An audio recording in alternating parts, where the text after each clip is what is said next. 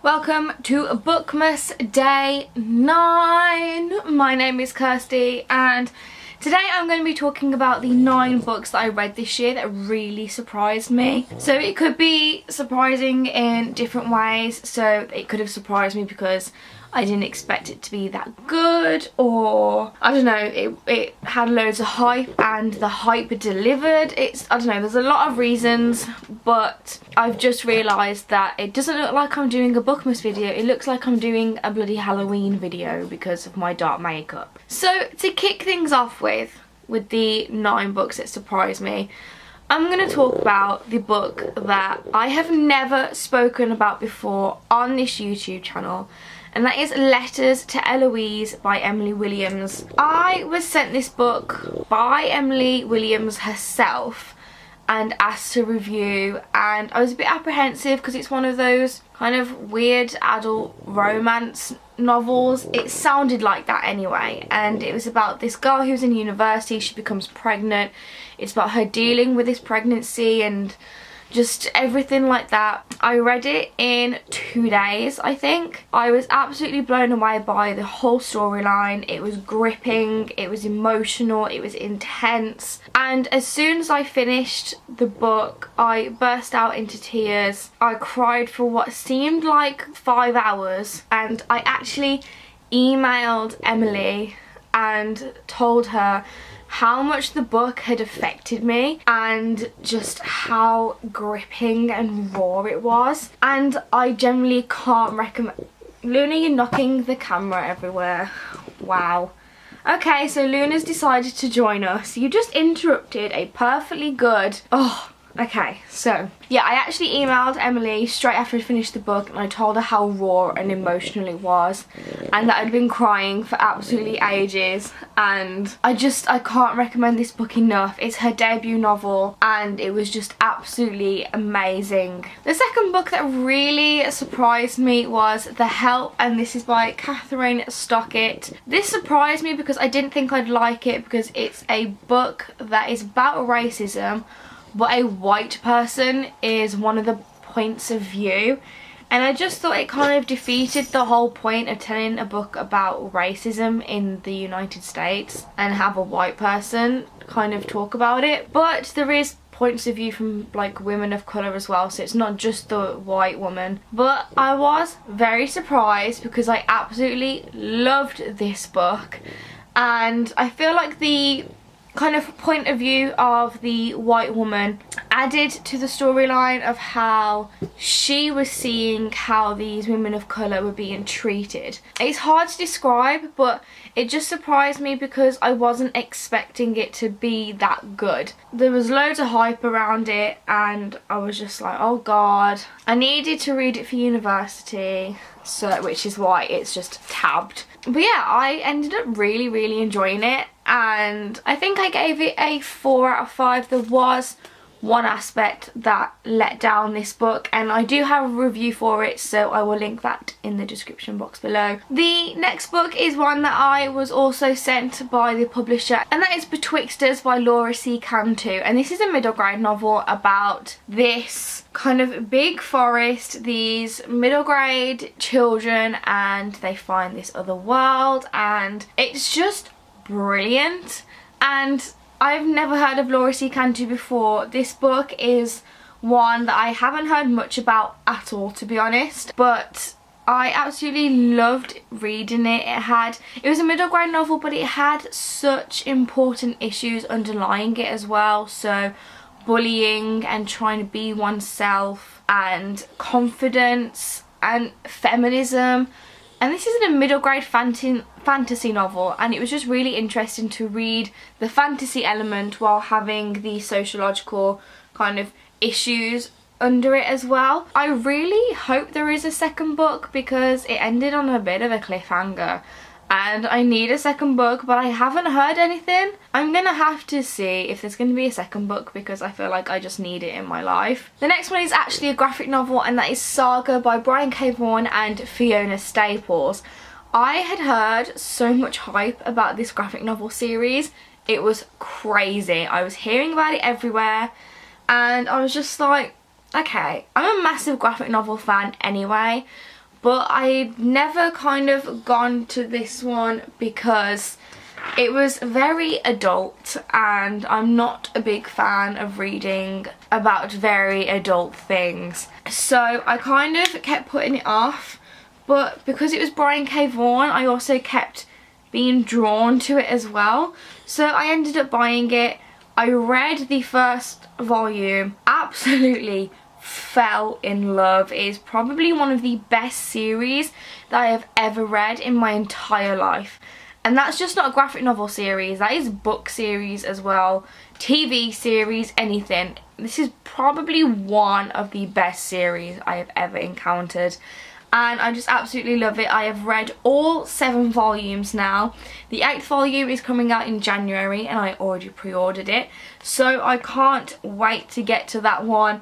This is just brilliant. I mean, there is just nothing bad that I can say about this kind of series, because the artwork is amazing. It is very adult, so I do suggest only for mature readers only, because there's a lot of sexual activity in there, there's a lot of swearing, and so I only recommend it for mature readers. The next one is another book that I was sent to by the publisher, and that is Prisoner of Ice and Snow by Ruth Lauren. This is another middle grade fantasy novel, and I think this is her debut as well. I'm not 100% sure. I think this is a debut. This is a mix between Prison Break and Frozen, and if you thought that those two things would never fit together, they do, because this is the child of those two stories coming together. And it's about a sister who tries to break her other sister out of prison, and it's just, oh, it is so good. I keep thinking Frozen, Prison Break, like, you know, you just never put the things together, but it just works so well. I was absolutely blown away by it, and there is going to be a second book, and I am so excited because I can't wait to see what happens to Vala and her storyline and how her character kind of progresses and builds. And yeah, I absolutely love this book and I thoroughly recommend it. The next book is one that I do actually own. It's in my BOOKMAS tree at the moment, so I don't actually have it around me, but that is The Gentleman's Guide to Vice and Virtue by Mackenzie Lee. I am not a big historical fiction fan. I mean, I can read it and I'll recognise the amount of hard work that's gone into the story, but they don't really entertain me that much. I find them quite boring. But I did read this one because it was hyped up as like this brilliant young adult historical fiction novel, which you don't really see a lot of. So I read it and oh my life, it is my new obsession. I absolutely love it so much. Everything about it is just perfection. There is nothing bad that I can say about that book. We are getting a sequel and I just can't get enough of how adorable and important and amazing The Gentleman's Guide is. Thoroughly recommend it. If you haven't read it already, make sure it's put at the top of your TBR pile because it is just so good. The next book is one that I've spoken about a little bit on my channel, and that is Jane Eyre by Charlotte Bronte. Again, I had to read this for university, which is why it's tabbed. I do read classics, but I never really expect much of them because I always think that they're really overhyped. But I read Jane Eyre and I just fell in love with this whole storyline, and I saw so much of myself in the character of Jane Eyre.